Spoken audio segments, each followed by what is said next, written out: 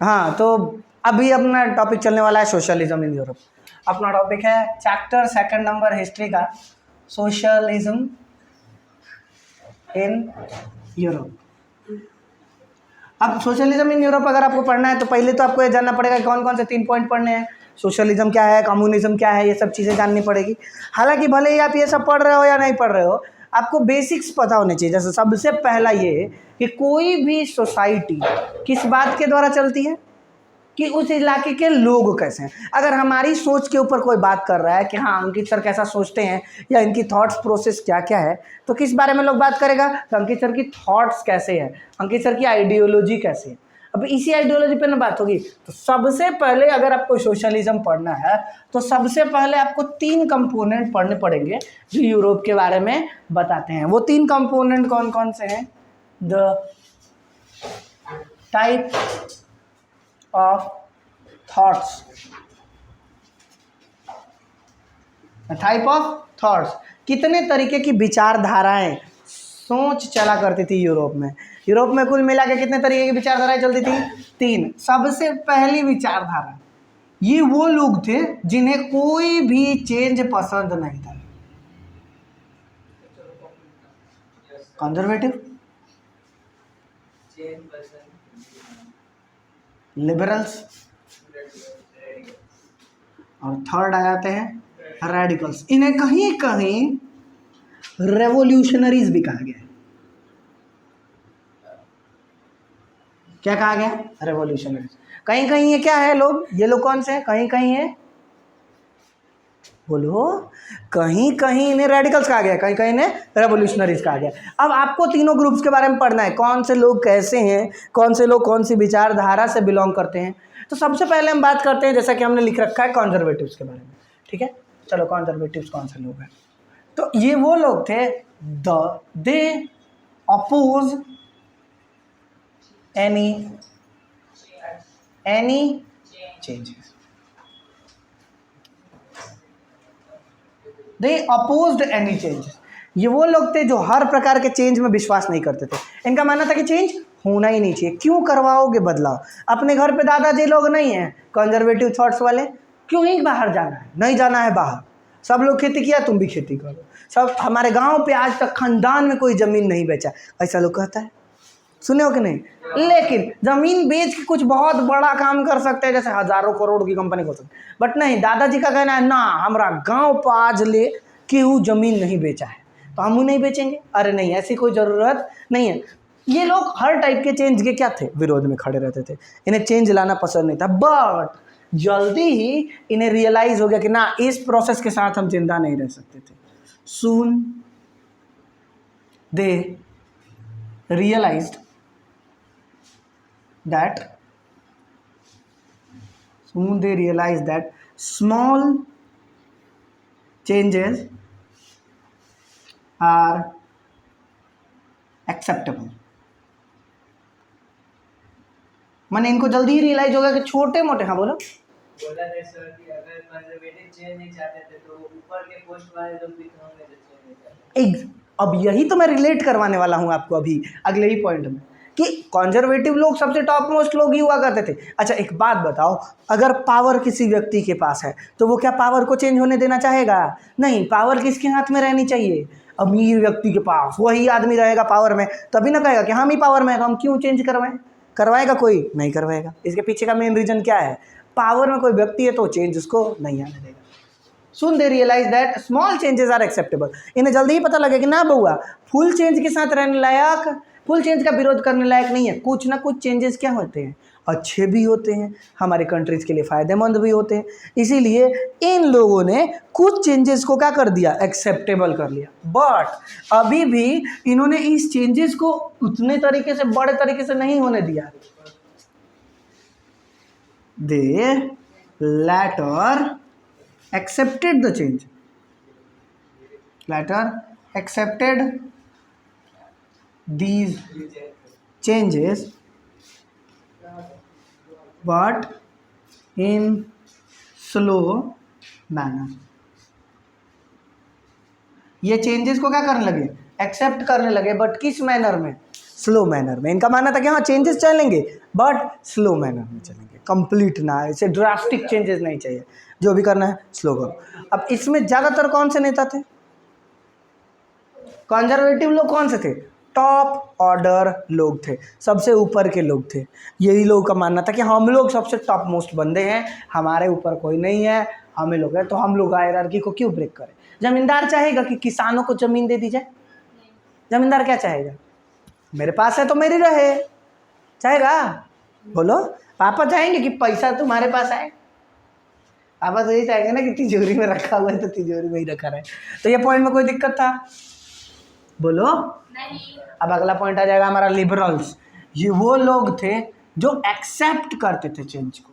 ये एक्चुअली में वैसी विचारधारा वाले लोग थे जो एक्सेप्ट करते थे कि हाँ चेंज आना चाहिए।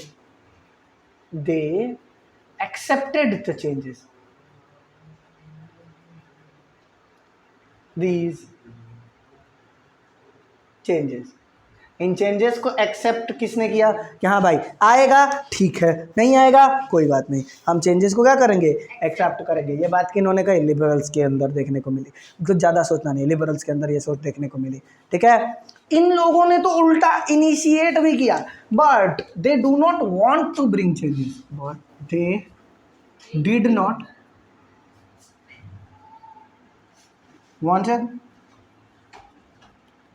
want complete change। इन्हें पूरा चेंज नहीं मिलेगा, पूरा चेंज नहीं दिया जाएगा, ना ना, पूरी तरीके से चेंज नहीं चाहिए भाई, थोड़ा मोड़ा चलेगा, हमें जो चाहिए वो चलेगा। जैसे जो पावर बस एक आदमी के हाथ में है वैसा नहीं। इन लोगों ने कहा रखा था कि राजा अगर है तो वो राजा ही रहेगा, बट इन्होंने कहा ना, इलेक्शन करवा लो, थोड़ा मोड़ा, सबको मत वोटिंग राइट दो, हमको तो दे ही सकते हो, इनका मानना था। फॉर एग्जाम्पल, इसको एग्जाम्पल के तौर पर कैसे समझेंगे कि एग्जाम्पल क्या है अपना? तो एग्जाम्पल के लिए अगर आपको इसको समझना है तो आप इसको ऐसे समझ सकते हो, दे वांटेड रिप्रेजेंटेटिव गवर्नमेंट, मतलब इलेक्शन वाली सरकार चाहते थे, representative government, but did not give suffrage to all. मतलब ये क्या चाहते थे कि इलेक्शन हो, ऐसी सरकार बने जो रिप्रेजेंटेटिव वाली हो, बट इस सरकार का सफरेज सभी व्यक्ति के पास नहीं जाना चाहिए। ये खुद को डेमोक्रेटिक नहीं कहना चाहते थे। इनका मानना था कि हाँ ठीक है, अच्छी बात है, प्रॉपर्टी का कंसंट्रेशन सब में बांटना जरूरी नहीं है, आपकी प्रॉपर्टी है आप इसको प्रोटेक्ट करो, ये जिम्मेदारी किनकी थी? लिबरल्स की। वहीं अगर हम बात करें रेडिकल्स की, तो ये ड्रास्टिक चेंजेस में विश्वास रखते थे। इनमें सबसे पहला पॉइंट आ जाएगा, they believe in sudden changes. इनका मानना था कि सडन चेंजेस होने चाहिए, अचानक से, एब्रप्टली हो जाए, भड़ाम से हो, भड़ाम से खत्म, ऐसा वाला चेंजेस कौन चाहते थे? कंजर्वेटिव लोग चाहते थे। इनकी थॉट प्रोसेस क्या थी? अचानक से चेंज आ जाए, ज़्यादा सोचना नहीं है, अचानक से बस क्या आ जाए? चेंज आ जाए। तो ये थॉट प्रोसेस किसकी थी? रेडिकल्स की। कोई दिक्कत रहा इसमें? अब अगला पॉइंट आ जाएगा कि they fought, fought for them. इसके लिए इन्होंने लड़ाइयाँ भी लड़ी, एक्चुअली में कई सारे युद्ध भी हुए, जिसके अंदर युद्ध में चेंजेस के ऊपर बात भी हुई, रेवोल्यूशन। हाँ बोलिए। ये बात की, ये कहीं की, हर जगह की बात हो रही है। हाँ, हमारे यहाँ भी कंजर्वेटिव, लिबरल्स, रेडिकल्स है, बस हमारे यहाँ के लिए कौन सी सोच मैटर करेगी? सबसे पहले बस एक लाइन मैटर करेगी, नहीं, फर्स्ट वाला कि they oppose changes, they accepted the changes, they believed in sudden changes. मतलब ये होता है हमारे यहाँ, आपको घर में भी दिख जाएगा कि हाँ कुछ ऐसे लोग जैसे दादा दादी। एक एग्जाम्पल देते हैं, लव मैरिज एक ऐसा टैबू कॉन्सेप्ट है जिसके ऊपर हमारा समाज बात नहीं, हमारे खानदान में आज तक कोई हमारे यहाँ लव मैरिज नहीं किया, सबका अरेंज मैरिज होता है, ऐसा लोग दादा लोग कहते हैं। कौन से थॉट वाले हैं? कंजर्वेटिव। पापा मम्मी ये एक्सेप्ट करते हैं, बट अचानक से नहीं, माने लव मैरिज कर सकते हैं बट लड़का अपने जाति का होना चाहिए, अपने लेवल का होना चाहिए, ऐसा लोग कहता है। ये किस टाइप की विचारधारा हो गई? लिबरल्स। ये मम्मी पापा टाइप की सोच है, मम्मी पापा टाइप के लोग यही कहते हैं। और ये सडन चेंज, अरे कहीं से जिसको हम चाहते हैं उससे हमारी शादी होनी चाहिए, ये वाली थॉट किसकी हो गई?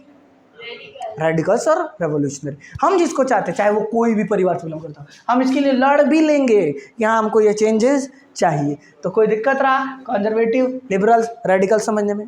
नहीं दिक्कत रहा। अब अगला पॉइंट आता है कि कंजर्वेटिव, लिबरल्स, रेडिकल जब हो गए तो कौन कौन से लोग थे?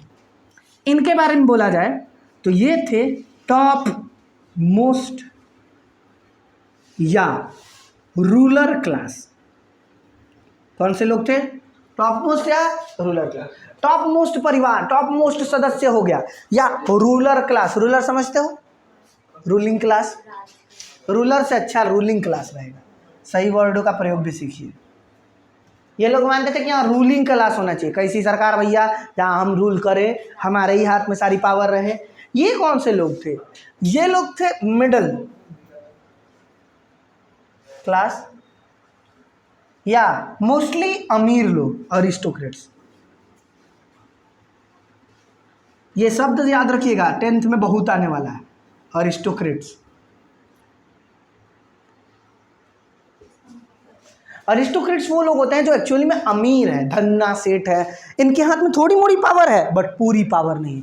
अंबानी जी अमीर हैं बट क्या वो रूलिंग क्लास हैं? मोदी जी रूलिंग क्लास है, अंबानी जी हाँ लिबरल। अब सवाल यह आएगा कि सर अंबानी जी मिडिल क्लास में आते हैं ना, उस बारे में वो ऐसा, वो तो क्या हो जाएगा? Top most. ठीक है, अगर राजकाज की बात हो रही है तो कौन सा हो जाएगा? Ruling class. अगर ऐसे बात हो रही है तो कौन सा हो जाएगा? Middle class. और ये लोग कौन से थे? जिन्हें लोअर क्लासेस कहा जाता था, लोअर क्लासेस। या इनके अंदर कौन से लोग आते थे? Common people.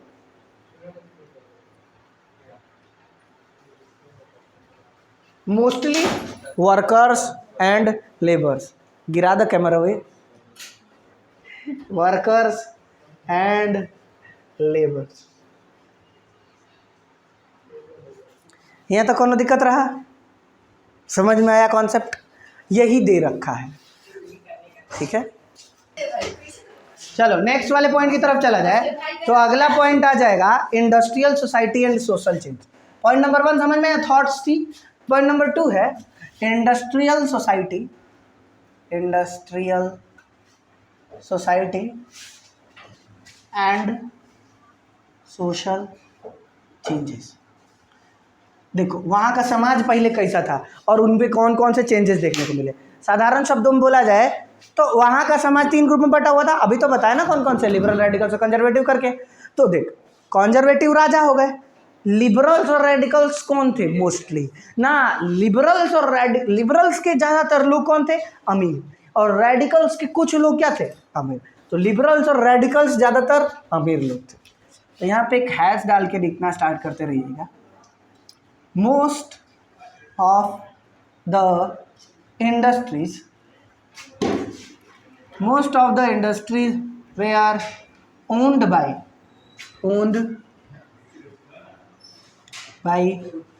liberals और revolutionaries, radicals। कौन से लोगों द्वारा ज़्यादातर इंडस्ट्री होल्ड की जाती थी? लिबरल्स और रेवोल्यूशनरीज के द्वारा। कौन से लोगों के द्वारा होल्ड हो जा रहा था ये ज़्यादातर?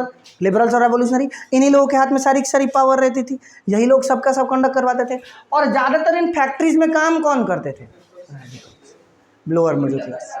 ज़्यादातर लोग कौन से काम करते थे? रेडिकल्स। अमीर लोग थे फैक्ट्री ओनर, बट उनका एक बहुत बड़ा हिस्सा जो था वो ये भी जानता था कि हाँ भाई ये ग्रुप हमारे इस कैटेगरी से बिलोंग नहीं करता। ठीक है, अब अगला पॉइंट आ जाता है कि इंडस्ट्रियलाइजेशन के, बउआ इन्हें ध्यान देना, अगला पॉइंट आ जा रहा है आपका कि इंडस्ट्रियलिस्ट लोग कौन कौन से थॉट्स पे बात करते थे। इंडस्ट्रियलाइजेशन के चक्कर में हुआ क्या? जैसे जैसे दुनिया के और पार्ट में इंडस्ट्रीज लगते चली गई, एक और बड़ा रेडिकल काम होने लगा, एक और बड़ा सा रेडिकल सा काम होने लगा। इस काम में देखने को आपको मिला कि कई सारी विमेन, चिल्ड्रन वगैरह वगैरह फैक्ट्री में काम करने लगे। इंडस्ट्रीज ब्रॉट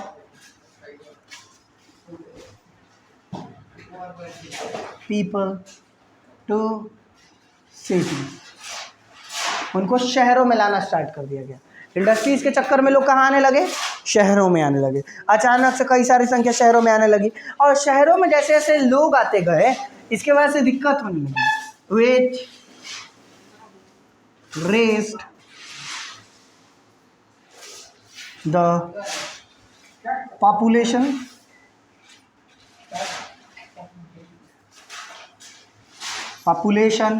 इन स्लम, झुग्गी झोपड़ियों में पॉपुलेशन को बढ़ते हुए दिखाई देने लगा। अचानक से ये देखने को मिलने लगा। अब इसके वजह से स्लम्स का पूरा अचानक से पॉपुलेशन बढ़ने लगा, स्लम्स का एरिया बढ़ने लगा, लोग झुग्गी झोपड़ियों में रहने लगे। और इसके वजह से 2-3 चीज़ें देखने को मिली। जैसे सबसे पहला,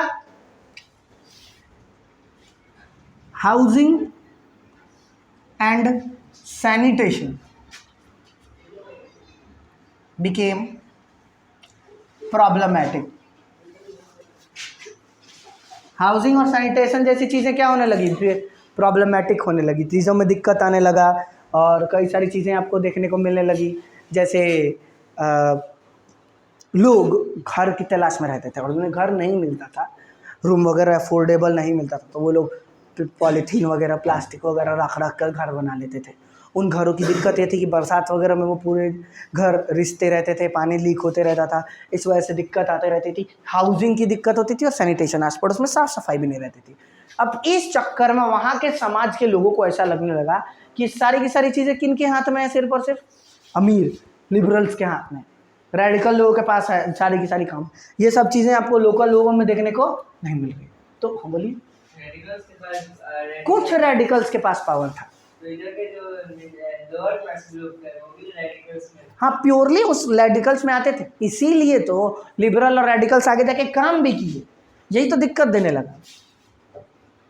These problems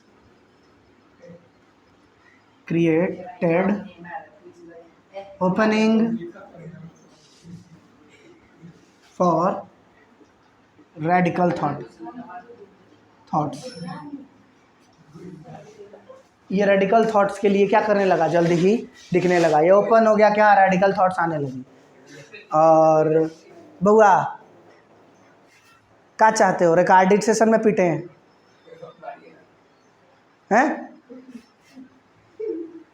इसके वजह से रेडिकल थॉट्स में भी ओपनिंग आने लगी। रेडिकल थॉट्स के लोग भी क्या करने लगे? अब वो लोगों की सोच में अचानक से बदलाव आ गया। क्यों? भले ही इंडस्ट्रीज लिबरल लोग और रेडिकल द्वारा होन की जाती थी, ये सब जब प्रॉब्लम होने लगी, इस चक्कर में लोगों के अंदर गुस्सा भरने लगा, रेडिकल थॉट्स आने लगी, और इसी चक्कर में अचानक से बर्थ हुआ एक थॉट का, जिस थॉट को नाम दिया गया सोशलिज्म। किस थॉट का जन्म हुआ? सोशलिज्म। एक ऐसी सोच जहां पावर एक हाथ में ना रहे, बल्कि क्या कर दिया जाए? समाज के सभी लोगों में बांट दिया जाए। उसे हम क्या कहेंगे? सोशलिज्म। तो कह सकते हैं a belief where power should not be centred. Power should not be centred, मतलब पावर को क्या नहीं किया जाए? सेंटर्ड नहीं किया जाए, but should be owned socially. Owned socially किसके द्वारा ऑन की जाए? सोसाइटी के द्वारा। जिसे साधारण शब्दों में कहा जाए तो एक आदमी के हाथ में सारी संपत्ति ना देकर किसको दे दी जाए? सरकार को, और सरकार सबका कल्याण करने लगे। इस टाइप की सोच को हम क्या कह सकते हैं? सोशलिज्म। इस टाइप की सोच को क्या कह सकते हैं? अभी तक कौन सी थॉट चल रही थी? अभी तक जो थॉट्स चल रही थी वो थॉट्स थी कैपिटलिज्म। इस थॉट में क्या होता है? सारा का सारा पैसा किसके हाथ में रहेगा? एक व्यक्ति के हाथ में रहेगा। यहां पे बोल सकते हैं the wealth is concentrated in few hands. कुछ स्पेसिफिक हाथों में, यानी कि कुछ स्पेसिफिक लोगों के पास ही अगर वेल्थ स्टोर्ड रहे तो उस टाइप की थॉट को हम क्या कहेंगे? कैपिटलिज्म. अगर अडानी साहब के हाथ में ही सिर्फ सारा का सारा पैसा आ जाए तो इस टाइप की थॉट को हम क्या कहेंगे? कैपिटलिज्म. और सरकार के हाथ में सब कुछ रहे, वो सब बांट रही है, तो वो क्या हो जाएगा? सोशलिज्म. इसमें कोई दिक्कत रहा? अब अचानक से ये जो लिबरल और रेडिकल थे, ये कौन सी सोच वाले थे? कैपिटलिज्म. कैपिटलिस्ट थे, बट इनको पता लग गया कि ये जो दिक्कत हो रही है, शहर में आ गए, हाउसिंग सैनिटेशन की प्रॉब्लम हो रही है, लोगों को काम नहीं मिल रहा है. अब ये सोच अचानक से झगड़ा करवाएगी, रेवोल्यूशन करवाएगी. इसीलिए इससे पहले क्या कर दिया जाए? पावर को एक हाथ में सेंटर में रखकर समाज में सबको बांटा जाए. और इसी पर काम करते हुए अचानक से कई सारे लोग आपको दिखाई दे जाएंगे. इसमें सबसे ज़्यादा योगदान रहा है कुछ पढ़े लिखे लोगों का. यहाँ तक कोई दिक्कत था? यहाँ तक कोई दिक्कत था? अब लास्ट और आखिरी पॉइंट पढ़ाएंगे.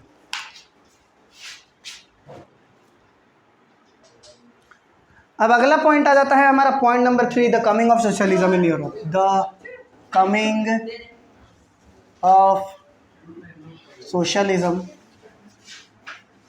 In Europe.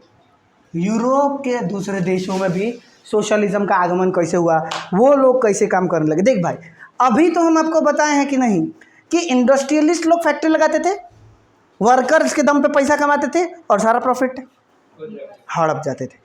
ये चीज़ लोगों को दिक्कत देने वाली थी. तो इसी चीज़ का निवारण करने के लिए कुछ लोग निकल के सामने आए, जिनका हम नाम बता रहे हैं. इनमें कुछ लोग हैं जिनमें सबसे पहले लोग सबसे सामने आए.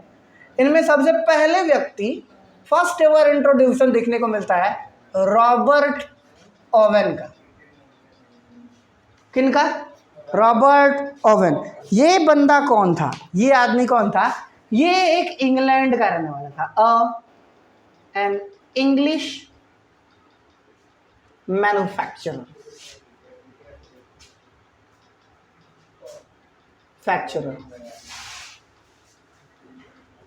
तो इस बंदे ने कुछ ना कुछ जरूर किया होगा जो सोशलिस्ट हो. अच्छा, तुमसे काम करवा के तुमको बस सैलरी दे दे तो हमारा काम खत्म हो जाता है. इसमें तो हमको और कुछ सोचने की जरूरत नहीं. बट अगर तुमसे काम करवा के पैसे में तुम्हारे को हिस्सा दे, कुछ ना लोग छठ है.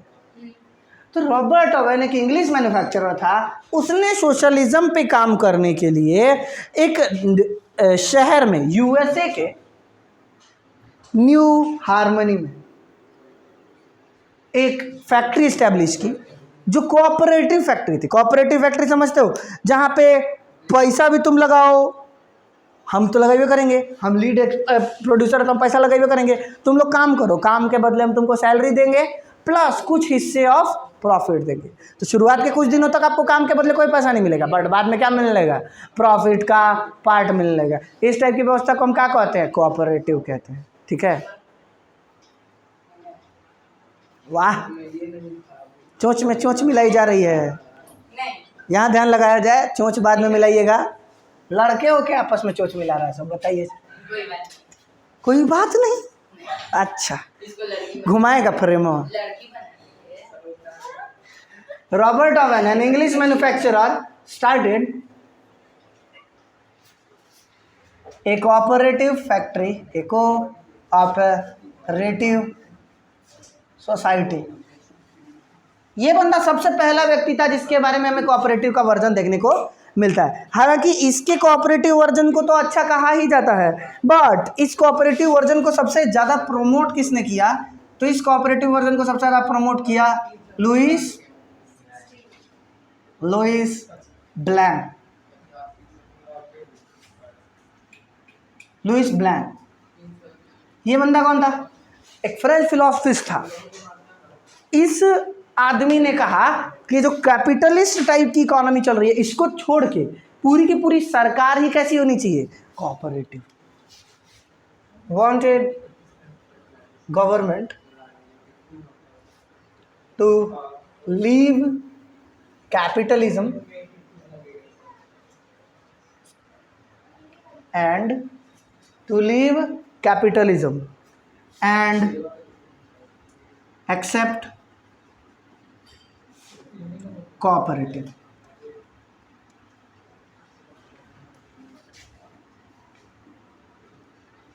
ये चीज़ फर्स्ट टाइम सिंबल बन गई कि हाँ सोशलिज्म हो सकता है, सोशलिज्म नाम की चीज़ें हो सकती हैं। इस थॉट को इसने सबसे पहले बताया।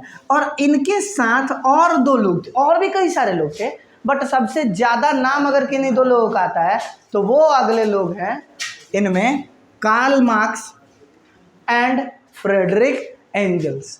Karl Marx and Friedrich Engels. Karl marks,